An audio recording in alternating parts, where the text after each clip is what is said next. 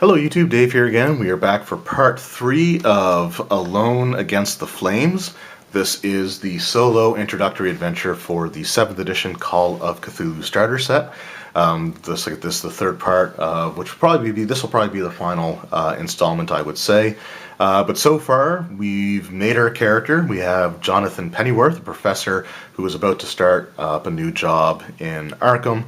Unfortunately, the bus he was taking experienced mechanical breakdown, and we found ourselves in the town of Emberhead. So while the town seemed kind of quaint at first, we started looking around to discover that they have this strange, large metal structure that all the streets in town kind of point towards. It shows signs of, it's the beacon that is lit as part of this festival that everyone keeps talking about.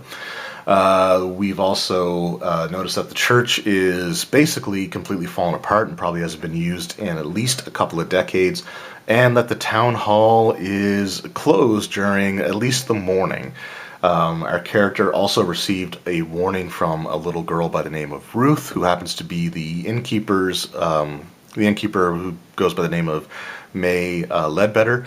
So she warned us that we had to get out of town before the festival. Trying to do that, our character decided to pack up the bare essentials and travel along the road to hopefully find another settlement. We went through the woods, heard some strange noises, failed a bunch of rolls, and eventually we ended up passing out, falling out of a tree, and we woke up once again back in Emberhead, back in May's Inn, back in a room with our stuff. So we just ended up, the character just sort of fell back asleep after waking up to realize where he was. So now we go back to entry number 64. So entry 64 says the Ledbetter kitchen is empty, although bread and eggs have been laid out for your breakfast. There's a note from May explaining that she has taken Ruth out for a few hours.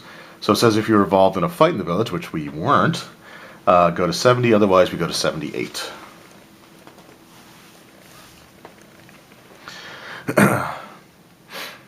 You make a quiet circuit of the village, pausing in unobtrusive places to watch the villagers. It is rather busy for this time of the morning. Yawning locals stream back and forth along the roads, carrying bundles of split logs to the site of what you've heard referred to as the beacon. You see two figures already up in its superstructure arranging the wood. The festival bonfire will be most impressive, but do you intend to stay to see it? You suspect by now that something is amiss here. While the villagers are distracted, you may do some illicit investigation, or you may simply leave town without looking back. So, I can search May's bedroom, I can go alone to the village hall, I can take a closer look at the artisan's courtyard, spy activity on the beacon, or slip down the street and flee for good, which is number 7. What to do here? Let's go check May's bedroom. So let's go to 83. So 83, despite her hospitality, you do not trust May Ledbetter. You return to the house quite openly. Where else would you go? Inside, the dwelling is still empty. You rap on the bedroom door and wait. Silence. You ease it open. The Ledbetter bedroom is marked in contrast to your own. Or is in marked contrast to your own. Dirty clothes are piled on the floor, on a rough quilt lie school books and cheap novels. You notice a raggedy old doll discarded on the side of the bed, or down by the side of the bed. Alright, so I make a spot hidden roll. If I succeed, I go to 95. If I fail, I go to 89. So spot hidden, I actually have a 50% success, or 50% skill in. So as long as I get 50 or below, I should be fine. Dang it. 54. So I've made 2 spot hidden checks with 50-50 chances, and so far I have failed them both. So I failed the roll, so I go to 89.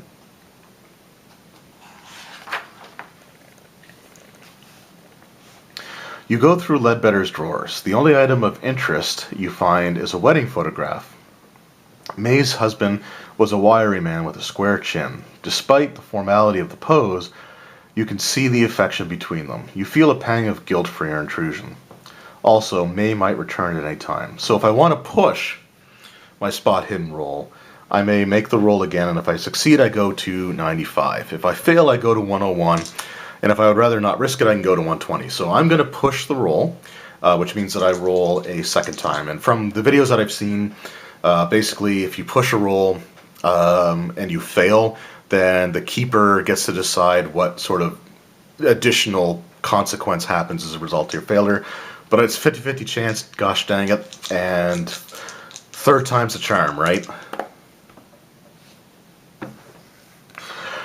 Alright, so we are going to 101, because I failed my 50-50 chance 3 times out of 3 so far.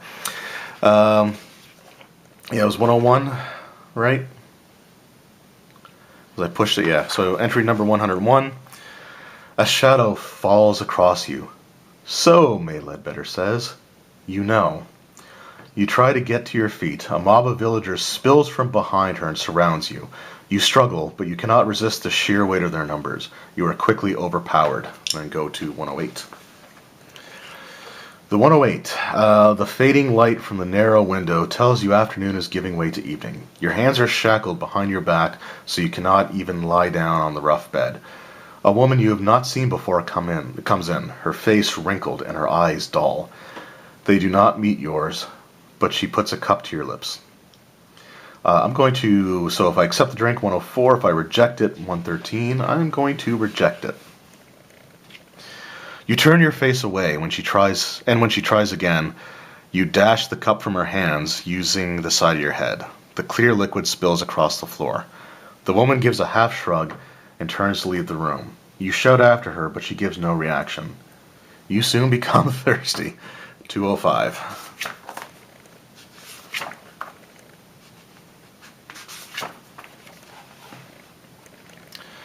As the light fades outside, your little prison becomes dark. You can hear much activity around the building. Occasionally, an orange glow passes the window. The only comfortable position in the shackles seems to be to sit up against the end of the bed, with your arms hanging behind you. You need to concentrate and come up with a plan. There is clearly no escape from your bonds. You do not know exactly what your captors want from you, but you cannot ignore the fact that you've spent an entire day constructing that they've spent an entire day constructing a massive bonfire. Go to page 27. So this seems like some Wicker Man stuff going on here. Oops, 27.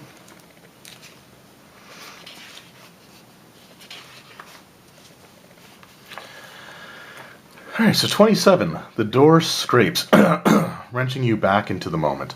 Orange light spills into the house from the blazing torches held at the threshold. 2 large villagers step in to grab you. At least you assume they are villagers. They wear heavy black cloaks, and their faces and hands are painted entirely black, save only for a red triangle centered on their left eye. You try to drag your legs, but they reach under your arms and lift you bodily from the bed. Outside, it seems the whole village is congregated to see you. Every single one has a blackened face with a red triangle motif.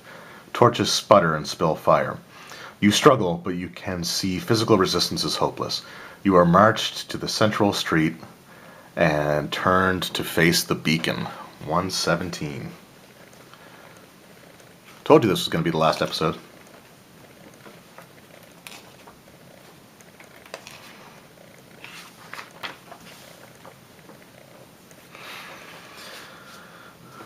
The precision down the approach is slow and formal. Save when you sense weakness, when you sense weakness and yank at your captors. A chill touches you when you see 3 human shapes carried ahead of you, draped in red cloth. The beacon looms larger and larger, its dreadful silhouette a black triangle pointing to the stars.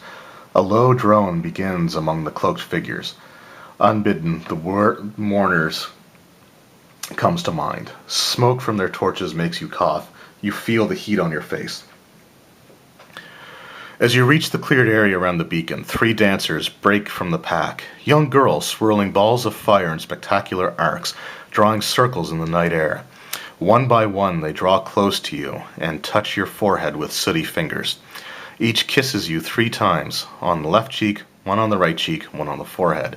Then they whisper in your ear. The smell of kerosene fills your nostrils. So make an app roll, so that's appearance. If you succeed, go to 10. If I fail, go to 148. So my appearance is 50%, so we know how these 50% chances go. But let's try. I have to succeed on at least one, right? Nope, that's 100% failure rate on a 50% success possibility. That sounds about right for me. Okay, so I failed my appearance roll, so I go to 148.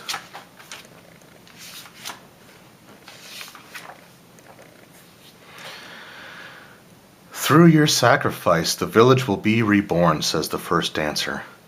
You pass from earth to air for all our sakes, says the second. Through incandescence may you find rapture, says the third. Their dance weaves off and disappears behind the buildings. Go to 18.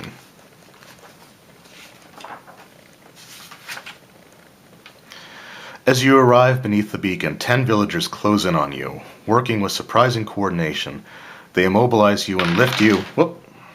They immobilize you and lift you into the up the blackened iron stairs and raised platform. You cannot help but shiver at the sight of the central framework, twisted from past blazes, and what you can now clearly see to be the fastening points for chain.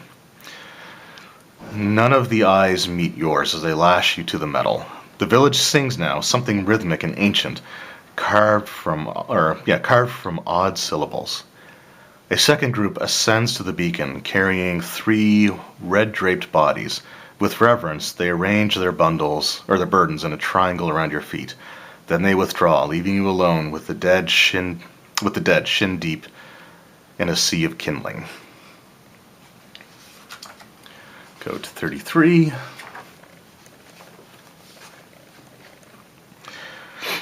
It seems the entire village is gathered around the beacon to watch you burn. Behind the face paint, you recognize May Ledbetter. And yes, that is Silas, the coach driver, standing at her side.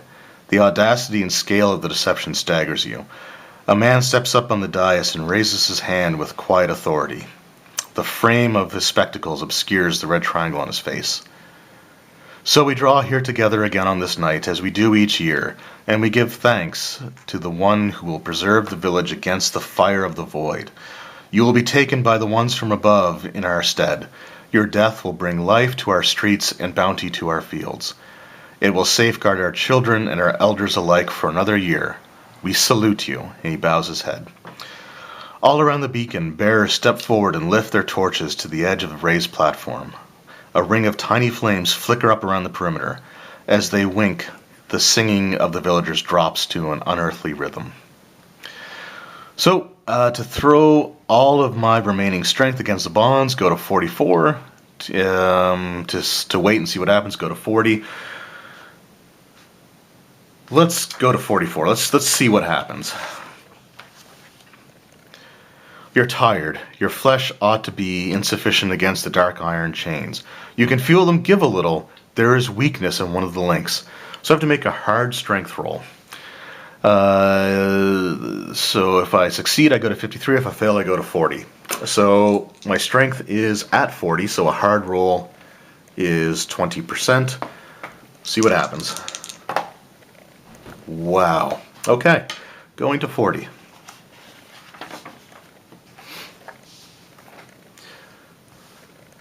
The flames snake across the kindling, catching and rising. Smoke rises and it becomes difficult to see the villagers.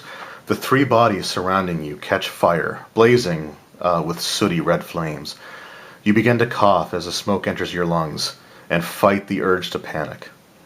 You have learned a strange chant, and you may wish to try it in this moment. If I want to try it this moment, otherwise go to 65. Oh, if I have learned, which I don't think I did. So, 65.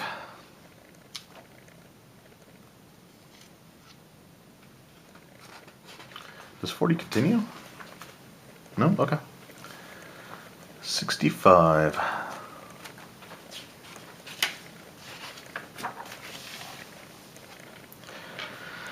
The flames lick at your legs. Your eyes water. You are shrouded in smoke. It might be your imagination, but you think you can feel a slight give in the chains. You throw yourself against them, giving no thoughts to how they might bite into your wrists. So I take 1d6 point of damage.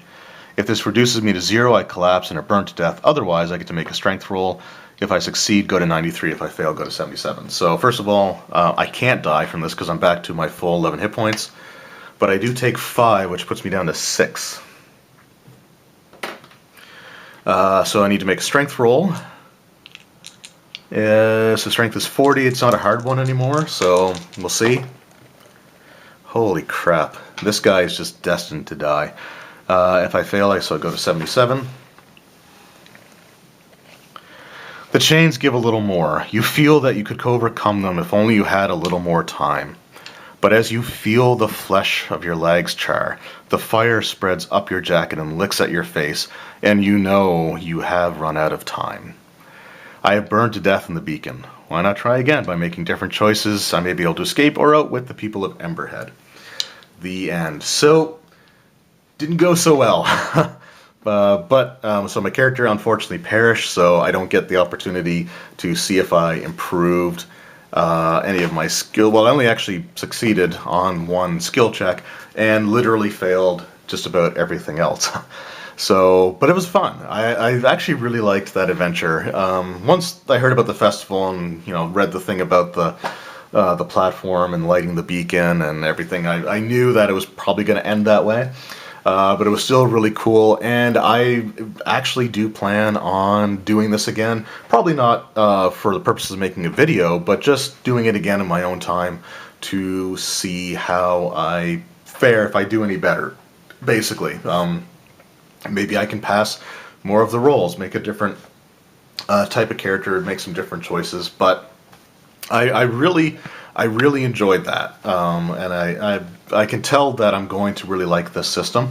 And I pretty much got the majority of my character filled out. There is only a little bit of extra housekeeping stuff that needs to be done. So I don't know what my damage bonus is or stuff like that. So let's just take a look at the second one here. And something tells me that that would have been explained if I had actually gotten involved in a physical altercation, which I didn't. So I'm not saying that this doesn't help you with that. It's just the choices that I made did not allow that to happen. So that's not necessarily an issue with the book itself, just the way that things played out for me. So the thing that I want to find out is DB.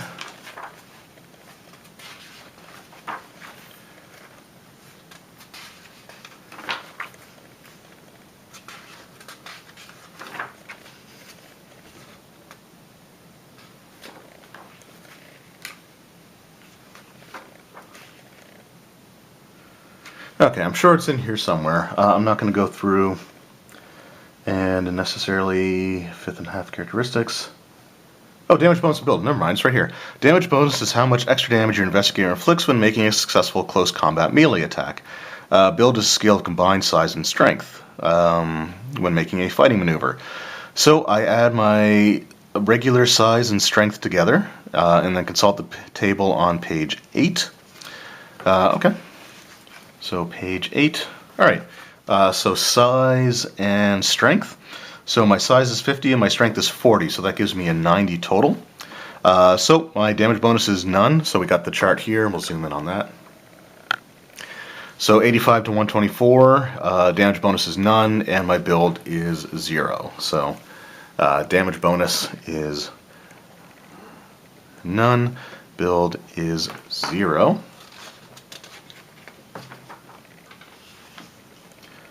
And then I think we got the dodge already, which was in the skill there. So my dodge is half my dex.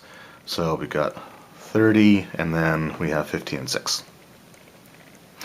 Okay, so yeah, like I said, that was probably just one decision that the fact that I didn't get into a fight or make any sort of physical attacks is the reason why I was assumed that I didn't get to fill that information in. But this did a really good job of filling in all the other information on the sheet, and it tells you how to do the rolls. It, and a lot of the stuff. It seems like a really, really good tutorial and a fun adventure. So, like I said, I definitely want to try this again. I might even try it again with Jonathan Pennyworth and see what happens if I just make a few different choices. But yeah, so really, really enjoyed this. Hope you guys enjoyed this series. So I tried to make sure it is 3 parts, but I will upload the 3 parts, one each, like in 3 days in a row, sort of thing. But yeah, I'm really loving this, and now that I've gone through the introductory and made the character, I can really look through the introductory rules and the rest of the set to see what I think about it and give my final review. So I just want to thank everyone who's taken the time to watch this. I apologize if I kind of screwed up on some of the dialogue there.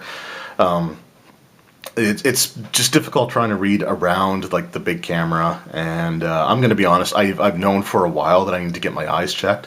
It's just expensive, and I haven't had the chance to do so yet. So I feel like reading glasses are probably going to be something in my future. But I've had a lot of fun doing this, and I hope you guys enjoyed. And let me know in the comments below if you've gone through this solo adventure. What happened with your character? What choices did you make? Were you able to get away, or were you trapped like me? Were you able to break free? Like, what would have happened if you had succeeded on any of the skills that I failed? Basically, I would love to know. So thank you guys again very much for watching. Hope you enjoyed, and I will see you next time. Take care.